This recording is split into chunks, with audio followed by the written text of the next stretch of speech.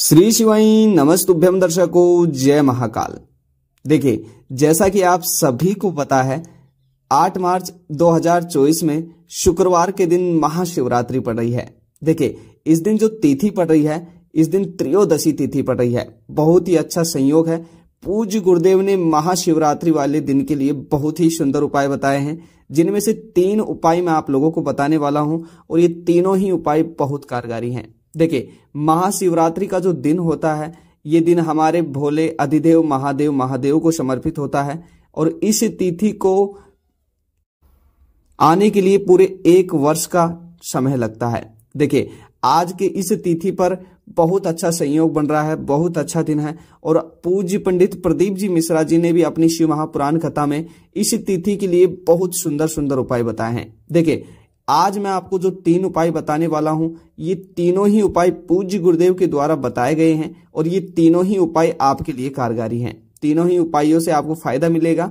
किस प्रकार से करना है, संपूर्ण जानकारी जिस तरीके से पूज्य गुरुदेव ने अपनी कथा में बताई है, उसी तरीके से आप सभी को बताऊंगा। लेकिन उससे पहले मेरा आप सभी से एक छोटा सा निवेदन है। अभी तक चैनल को सब्सक्राइब नहीं किया तो अभी चैनल को सब्सक्राइब कर ले और इस वीडियो को लाइक कर ले और हो सके तो कमेंट बॉक्स में हर हर महादेव अवश्य लिखे। भगवान भोले से मैं प्रार्थना करूंगा कि आपकी सभी मनोकामना पूर्ण हो। आइए जानते हैं पूज्य गुरुदेव ने किस तरह से इन 3 सुंदर उपायों को बताया है। तो देखिए, हमारा पहला जो उपाय है, यह उपाय घर की सुख और समृद्धि के लिए है। दूसरा उपाय मनोकामना पूर्ति के लिए है।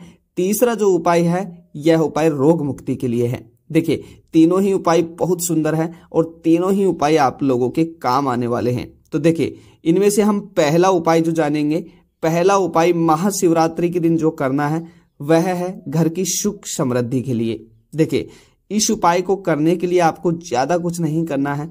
महाशिवरात्रि वाले दिन केवल छोटे से और सुंदर से तरीके से इस उपाय को करना है। देखिए, इस उपाय को करने के लिए आप लोगों को सबसे पहले एक आटे का दीपक बनाना है। अब आटे का दीपक आप लोगों को चौमुखी बनाना है। चौमुखी आटे का दीपक बनाने के बाद में उसमें 4 लंबी बात रखनी है और गाय का देसी घी डालना है। देखिए, पूज्य गुरुदेव ने भी अपनी कई बार कथा में कहा है कि जब भी हम कोई प्रयोग करें या शिव से जुड़े कोई भी उपाय करें या फिर किसी भी देवी देवता से जुड़े कोई भी प्रयोग करें, कोई भी पूजा पाठ करें, तो उसमें अगर हम गाय का घी डालते हैं तो उससे हमें अधिक लाभ की प्राप्ति होती है। क्योंकि देखिए, गाय जो माता है वे समुद्र मंथन के दौरान प्रकट हुई हैं। उनमें 33 कोटि देवी देवताओं का वास है। अगर हम गाय के घी को किसी भी प्रयोग या फिर उपाय में कार्य लेते हैं तो उससे हमें ज्यादा फल मिलता है। देखिए, इतना हो गया। अब आप लोगों को उस दीपक में गाय का घी डालना है और आटे के दीपक को महाशिवरात्रि वाली तिथि को प्रदोष के समय यानी कि शाम के समय आपको उपाय करना है। 8 से 7 बजे के बीच के जो समय होता है, उस समय में आपको इस उपाय को करना है। देखिए, आपको उस आटे के दीपक को बनाना है, उसमें बात रखनी है, गाय का घी डालना है और आपको प्रदोष के समय जहां पर शिवलिंग हो, भगवान शिव के शिवालय पर जाकर उनकी चौखट पर उस दीपक को जलाना है। अब देखिए, चौखट पर दीपक को जलाना है, वहीं पर बैठना है और भगवान शिव से अपने जीवन में जो भी कष्ट आ रहे हैं, अर्थात घर की सुख समृद्धि के लिए आपको मांगना है। भगवान भोले आपकी सभी मनोकामना भी पूर्ण करेंगे और आपके घर में हमेशा सुख समृद्धि बनी रहेगी। अब देखिए, घर पर आने के बाद में फिर आपको वापस एक आटे का दीपक बनाना है और अपने घर के बीचों बीच आपके घर का जैसा होल है या फिर आपके घर में जैसे तुलसी का स्थान है, जैसे पूजा स्थल है, इनमें से किसी भी स्थान पर आपको उस दीपक को जला देना है। देखिए, हो गया घर की सुख समृद्धि के लिए। अब दूसरा जो उपाय है, ये उपाय रोग मुक्ति के लिए है। देखिए, इस उपाय को करने के लिए आपको ज्यादा कुछ नहीं करना है, केवल छोटी सी विधि है। लेकिन अगर आपके घर में कोई रोगी है जिसका रोग दूर नहीं हो रहा, कोई भी घातक बीमारी है, तो उसके लिए आप इस उपाय को जरूर करें। बहुत रामबाण उपाय है, बहुत कारगर उपाय है। देखिए, इस उपाय को करने के लिए आपको ज्यादा कुछ नहीं करना है, केवल महाशिवरात्रि वाली तिथि को इस उपाय को करना है। तो इस उपाय को करने के लिए आपको सबसे पहले 3 बेलपत्री लानी है, 3 पत्तियों वाली 3 बेलपत्री लाकर तीनों बेलपत्रियों पर आपको शहद से टिपकियां रखनी है।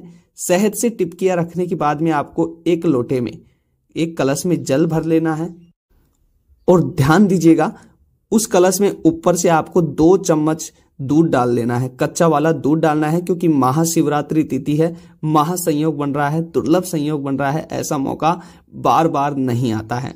तो आपको उस जल में थोड़ा सा कच्चा दूध डाल लेना है और 3 बेलपत्री वाली पत्ती लेनी है जिन पर शहद से टिक्कियां लगानी है। देखिए अब इन सारी चीजों को, सामग्री को इकट्ठा करने के बाद में आपको जाना है भगवान शिव के मंदिर में। देखिए भगवान शिव के मंदिर में जाने के बाद में आपको सबसे पहले जो आप 3 बेलपत्री लेकर गए हैं शहद लगाकर, उन तीनों बेलपत्रियों को भगवान शिव के ऊपर मनोकामना बोलते हुए ओम नमः शिवाय मंत्र का जप करते हुए अर्पित कर देना है।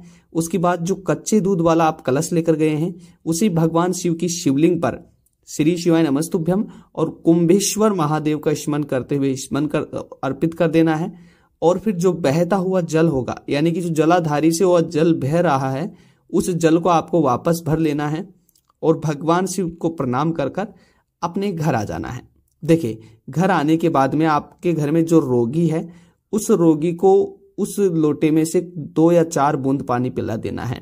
देखिए पूज्य गुरुदेव ने स्वयं अपनी कथा में कहा है कि इस उपाय को करने से रोगी का रोग दूर होगा और रोगी हमेशा हमेशा के लिए रोग मुक्त हो जाएगा। और उस कलश में से थोड़ी सी छींटे पानी के अपने पूरे घर में दे दे, इससे आपके घर में कोई भी रोग कभी भी नहीं आएगा। पूज्य गुरुदेव ने बहुत ही सुंदर उपाय बताया है। देखिए अब जो हमारा तीसरा उपाय है, यह उपाय है कर्ज मुक्ति के लिए। देखिए अगर आपके ऊपर बहुत ज्यादा कर्ज हो गया है, आपका कर्ज है जो बिल्कुल भी चुक नहीं पा रहा है, आपके ऊपर बहुत ज्यादा ऋण हो गया है, या फिर व्यापार ठीक नहीं चल रहा, पैसा नहीं आ रहा, घर में धन नहीं आ रहा, माता लक्ष्मी पूर्ण रूप से आपके घर में प्रवेश नहीं कर रही, तो देखिए पूज्य गुरुदेव ने इसके लिए भी बहुत सुंदर उपाय बताए हैं और उन्हीं उपायों को मैं आपको बताने वाला हूं। देखिए अगर पूज्य गुरुदेव भी अपनी कथा में कई बार कहते हैं कि अगर आप किसी भी उपाय को कर रहे हैं, किसी भी कार्य को कर रहे हैं, तो उसे पूरी विधि के अनुसार करें। कई बार जब हम किसी भी उपाय को पूरी विधि के अनुसार नहीं करते हैं तो उस उपाय में हमें कोई लाभ नहीं मिलता, और फिर आप हमारी वीडियोज में कमेंट करते हो कि गुरुजी आपने जो उपाय बताए थे उनसे हमें लाभ नहीं मिला। तो देखिए सबसे पहली बात तो यही है कि आप जिस भी उपाय को करें, जिस भी उपाय को आप कर रहे हैं, उस उपाय को पूरी विधि अनुसार और पूरे मंत्रों के जप के साथ करें। मैं आपको गारंटी देता हूं कि आप जो भी उपाय कर रहे हैं आपको सफलता अवश्य मिलेगी। देखिए अब जानते हैं धन प्राप्ति वाले यानी कि कर्ज मुक्ति को दूर करने वाले उपाय के बारे में। देखिए इस उपाय को इस महाशिवरात्रि वाली तिथि को किस प्रकार से करना है, पूरे ध्यान से सुनिएगा। अब इस उपाय को करने के लिए आपको ज्यादा कुछ नहीं करना है, आपको केवल इस शिवरात्रि वाली तिथि को 1 लोटा जल लेना है। देखिए कई बार हमारे पूज्य गुरुदेव प्रदीप जी मिश्रा ने कहा है कि 1 लोटा जल सभी समस्याओं का हल। कई बार आप लोगों ने भी सुना होगा, पूज्य गुरुदेव ने बिल्कुल सत्य ही कहा है कि 1 लोटा जल सभी समस्याओं का हल। देखिए आप लोगों को 1 लोटा जल लेना है महाशिवरात्रि वाली तिथि को। अब 1 लोटे जल में आपको 1 लोटा जल भरना है और उसके बाद में आपको थोड़ा सा गुड़ का टुकड़ा लेना है। आपके घर में अगर उपलब्ध है तो आप अपने घर में से भी थोड़ा सा गुड़ का टुकड़ा ले लीजिए और उस गुड़ के टुकड़े को उस पानी में डाल लीजिए। जो जल आपने लिया है लोटे में, उस जल में उस गुड़ को डाल लीजिए। अर्थात मेरे कहने का मतलब है कि आपको गुड़ से मिश्रित जल बनाना है। ठीक है, गुड़ से मिश्रित जल बनाना है। इतना हो गया। उसके बाद में उस जल को आपको किसी भी शिवालय में जाकर भगवान शिव की प्रतिमा के ऊपर, शिवलिंग के ऊपर अर्पित कर देना है।